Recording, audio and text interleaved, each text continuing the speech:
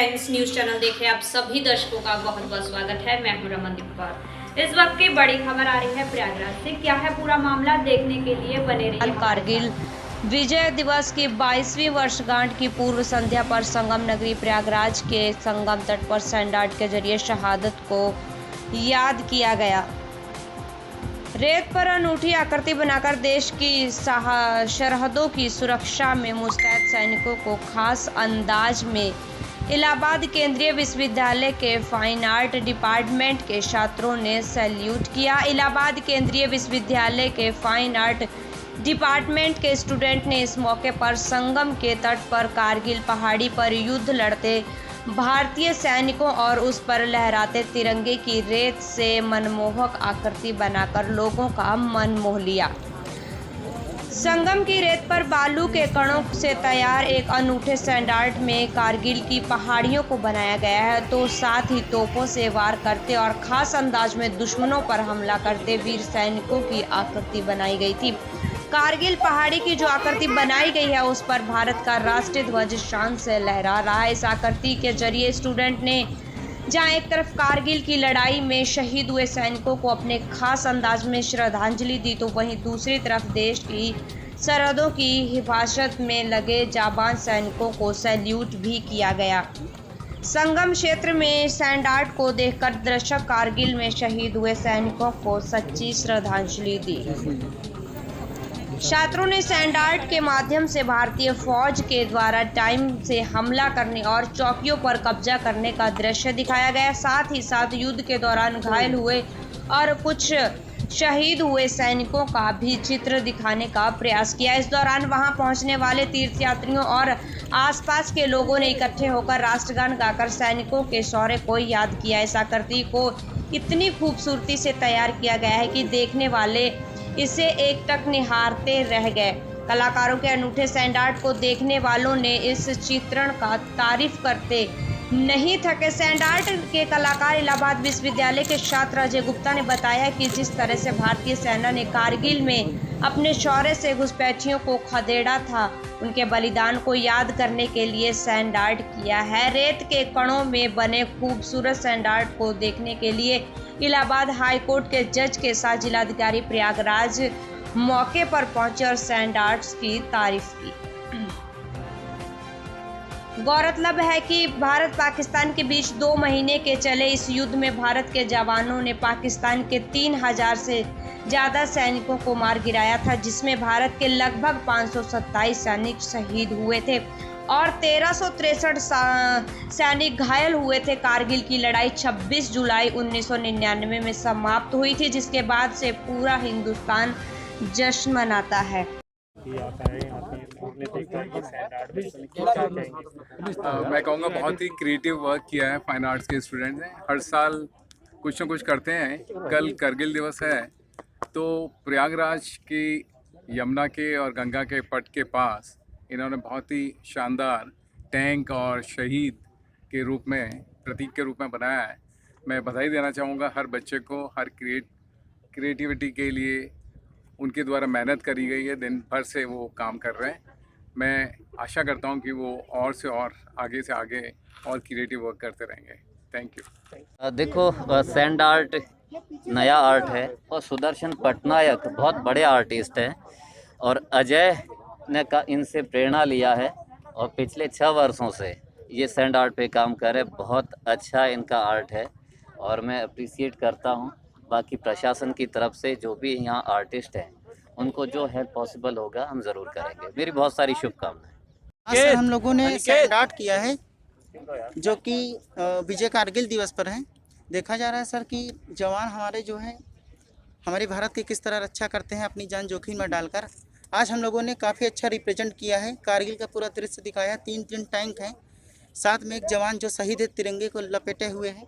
और सर काफ़ी ज़्यादा हम लोगों ने यहाँ पे आज सुबह से ही काम किया। हमारे मनोज मित्र, आशीष, जोनू जो हमारे सीनियर हैं, और सर एक जवानों का मनोबल भी बढ़ाया है कि हम भारतीय उनके साथ हमेशा हैं।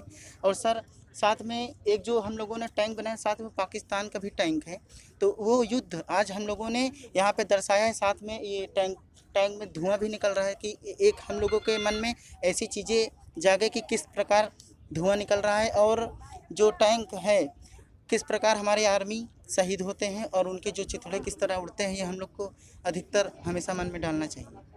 मेरा नाम अजय कुमार गुप्ता है, इलाहाबाद विश्वविद्यालय से प्रयागराज।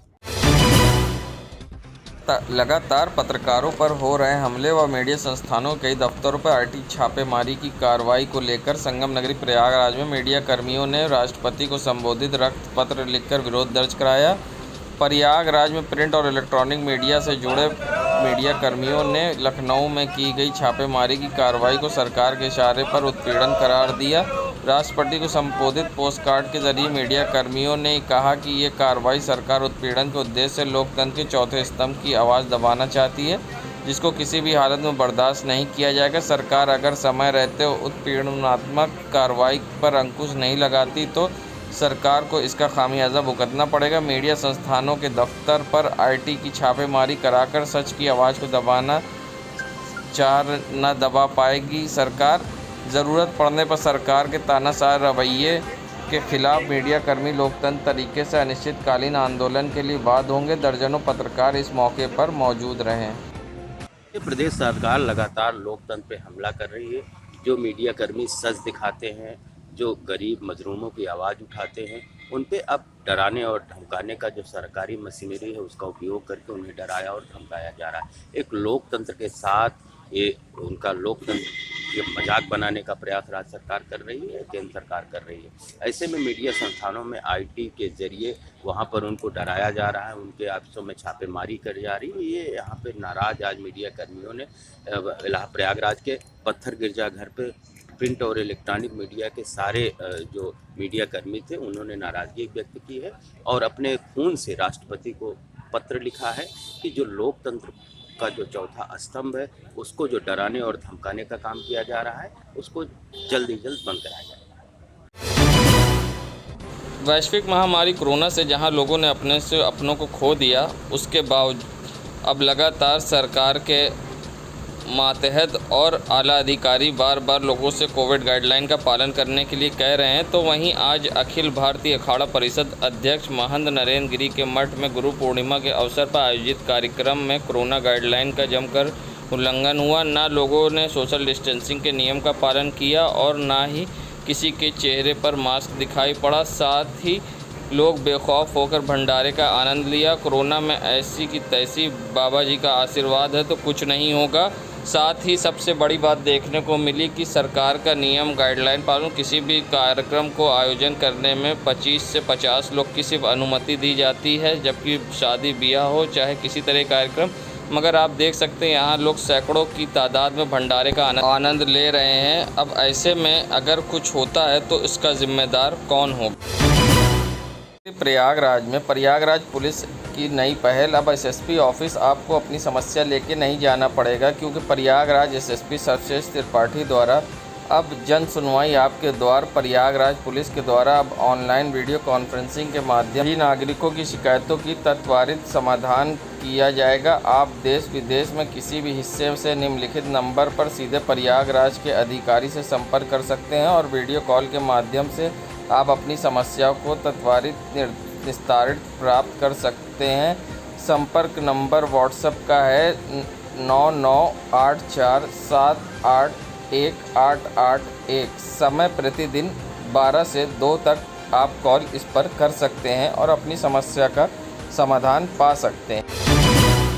संगम नगरी प्रयागराज ये रामबाग का नज़ारा है, जहां आप देख सकते हैं फ्लाईओवर से उतरने के बाद किस तरह से जर्जर हालात में ये सड़क है और अक्सर यहां पर जल भराव होता है और यात्री गिरते पड़ते हैं, मगर यहां कोई न देखने वाला है न सुनने वाला। ये फ्लाईओवर रामबाग से उतर के सामने आप देख सकते हैं किस तरह से सड़क का हाल है, मगर विकास कहें या इसे गड्ढा युक्त सड़क अब कुछ समझ में नहीं आता है। मगर लोग यहाँ के ज़रूर परेशान हैं इस तरह की सड़कों से, और यहाँ के लोगों का क्या कहना है वो आप खुद ही सुन लीजिए। यहाँ पानी भर जाता है और आने जाने वाले लोगों को दिक्कत होती है, काफ़ी लोग गिर भी जाते हैं।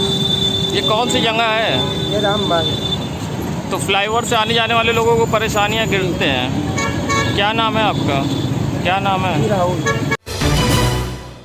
प्रयागराज के ये जॉनसनगंज के पास की जगह है। दखीलाल चूने वाले के सामने आप देख सकते हैं किस तरह से सड़कों पर गंदगी के अंबार लगे हैं। लाख नगर निगम सफाई के दावे कर ले, मगर स्वच्छ भारत अभियान को किस तरह से धज्जियां उड़ाई जा रही हैं वो आप अपनी स्क्रीन पर देख सकते हैं। ये आम बात हो गई है कि किस तरह से सड़कों पर गंदगी लगी रहती है और नगर निगम अक्सर अपनी पीठ थपथपाने में जुटी रहती है, मगर आप देख सकते हैं सड़कों के किनारे किस तरह से गंदगी के अंबार लगे हैं। संगम नगरी प्रयागराज के ये नज़ारा है जहां आप देख सकते हैं साप्ताहिक लॉकडाउन के बाद भी अब लोगों को साप्ताहिक लॉकडाउन से कोई फ़र्क नहीं पड़ता है और आप देख सकते हैं यहाँ पर किस तरह से लोग सड़कों पर घूम रहे हैं और ज़्यादातर लोगों के चेहरे पे मास्क भी नहीं है। सबसे बड़ी बात कि यहाँ पर लोगों में अब कोरोना का खौफ भी नहीं दिख रहा है।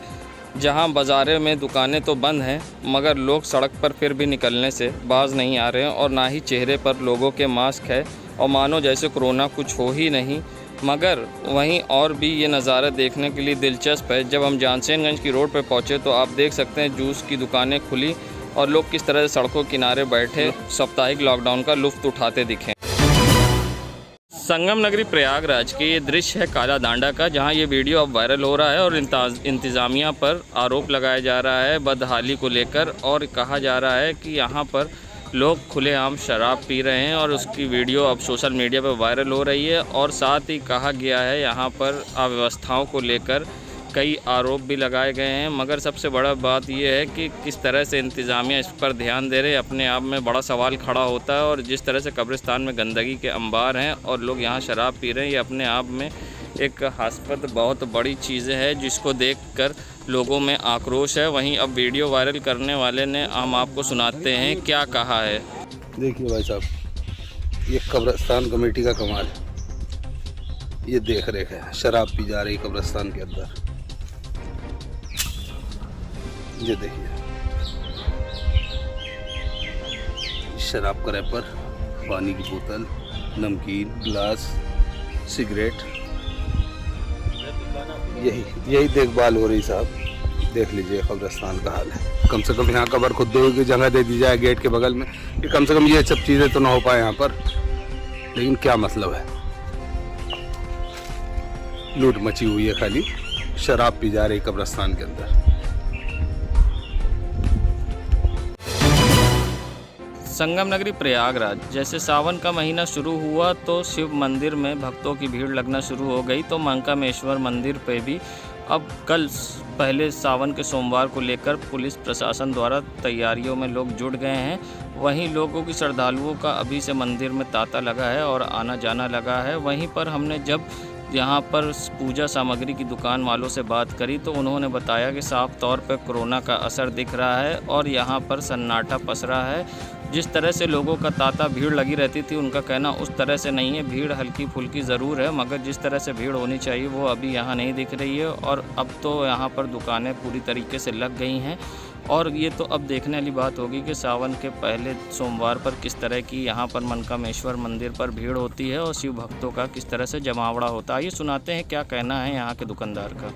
ये देखिए, सावन का पहला सोमवार कल से है, कल भीड़ बहुत रहेगा और कोरोना के लिए काल को देखते हुए पुलिस प्रशासन आज ही से तैयारी कर रहा है और बिक्री पे तो बहुत असर पड़ा हुआ है। तो श्रद्धालु किस तरह से आ रहे हैं, क्या भीड़ है? अब कल सुबह देखिए कैसे आते हैं, पहला सोमवार देखते हैं। अब सावन कोरोना काल के बाद ये पहला सावन है, पिछला साल तो बंद था। क्या नाम है आपका? संदीप कुमार माधी। संगम नगरी प्रयागराज की कीटगंज की बीच वाली सड़क पर आप देख सकते हैं झूलता हुआ टेलीफोन और बिजली का खंभा। आप देख सकते हैं एक साइड बिजली का खंभा है जो सड़क की तरफ लटक रहा है, तो दूसरी तरफ टेलीफोन का ये खंभा। और ये सबसे व्यस्त इलाका है और आने जाने वाले कभी भी इससे दुर्घटनाग्रस्त हो सकते हैं अगर सही टाइम पे बिजली विभाग और टेलीफोन विभाग ने संज्ञान नहीं लिया तो।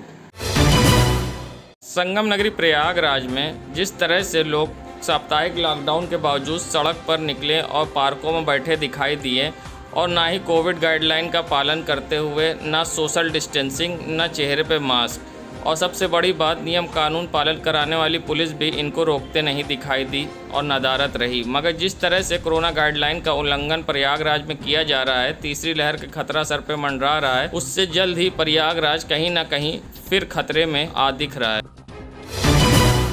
संगम नगरी प्रयागराज के फाफामऊ पुल के करीब आप देख सकते हैं किस तरह से यहाँ पर ये कुंभ के दौरान लगा साइन बोर्ड का खंभा गिरा हुआ है और किसी टाइम भी बड़ी दुर्घटना हो सकती है, जबकि ये खंभा गिरकर सड़क पर आधा लटका हुआ है। मगर अभी तक किसी ने इस पर ध्यान नहीं दिया है, ना ही नगर निगम ने, ना ही PWD ने। किसी बड़े खतरे को दावत देता ये साइन बोर्ड का खंभा।